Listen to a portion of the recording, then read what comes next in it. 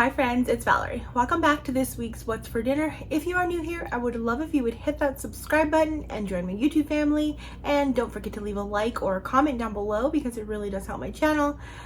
This week's What's for Dinner, I've got some new meals for you. One of my favorites of the week is going to be like a chicken pesto crescent ring. It was delicious. But other than that, let's just get started.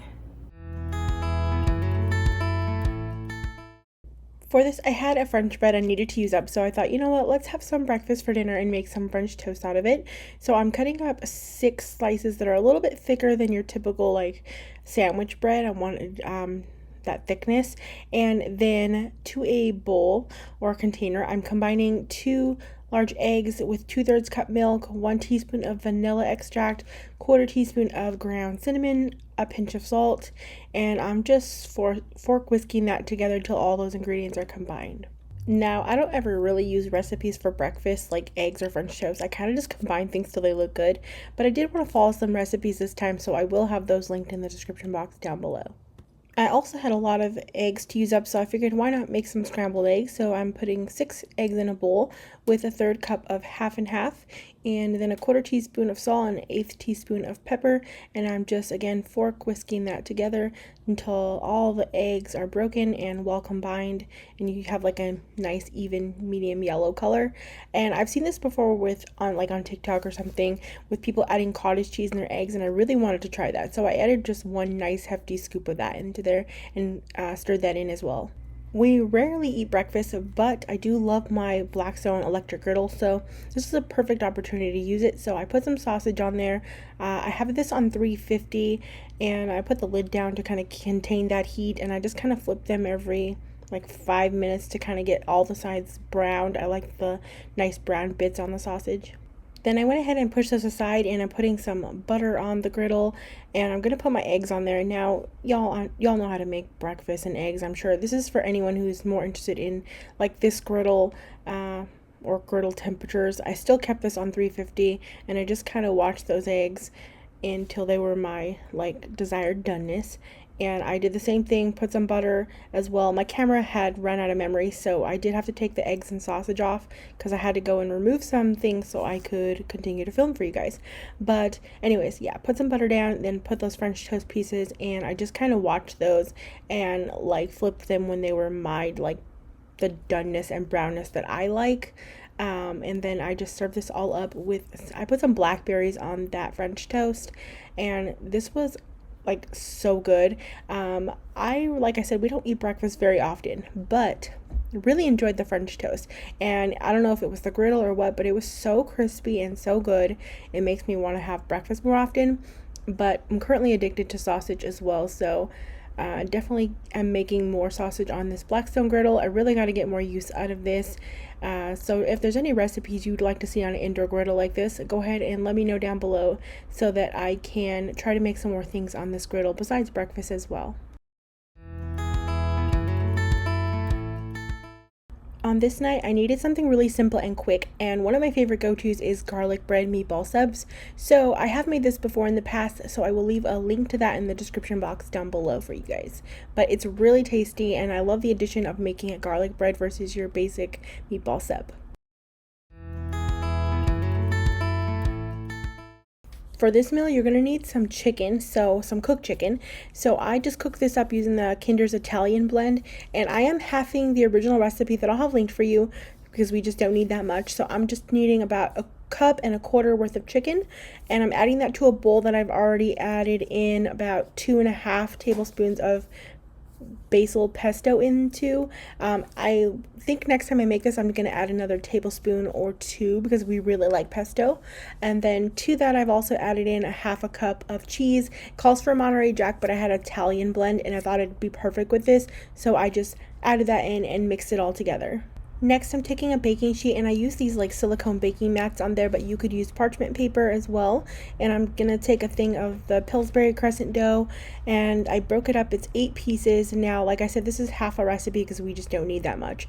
So you're gonna put them into like a round circle. You'll leave like a circle in the middle. So just lay them out like this, and then place your filling along the middle of the ring, as you can see there, because we're going to fold over those edges. I'm sure most of you have made like a taco ring like this before.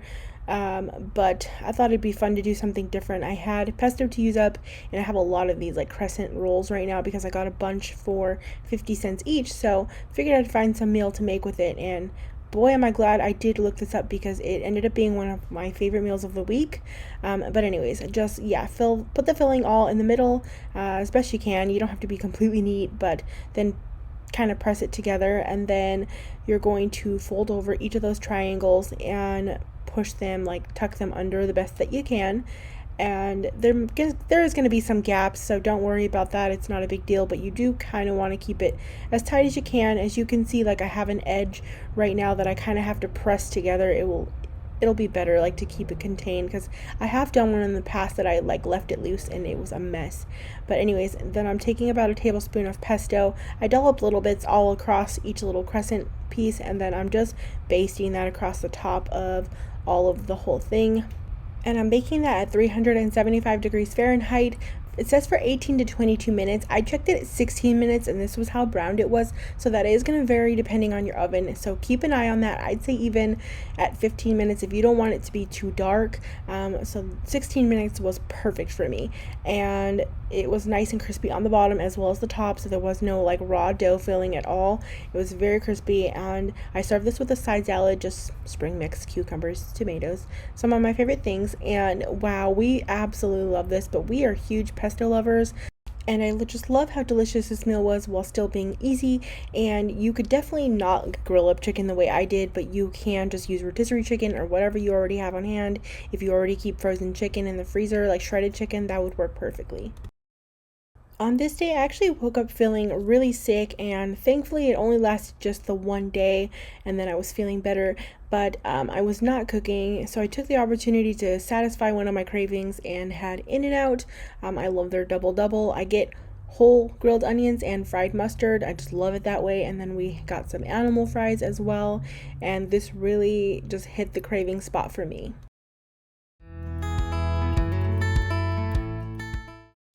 I had some frozen burritos in the refrigerator. I only had 7 though, but this recipe can be done with 8. And I put them in the bottom of a 9x13 baking dish. And you're going to need about 20 ounces of enchilada sauce, red or green. I love green. And just pour that all along the top. This was a bigger can, so I'm just kind of like going to have to leave some out. But that's okay because I freeze it up to use for other things, so no big deal to have a little extra. And then I'm taking a can of green chilies. I had already opened one, it was just like what was left, so I'm pouring that along the top. And the sauteed onions are also really good on this. I started to put olives and then remembered that I like to put my layer of cheese first, then my olives, so I did a layer of cheese, and I'm just doing Colby Jack. I've done cheddar, Monterey Jack.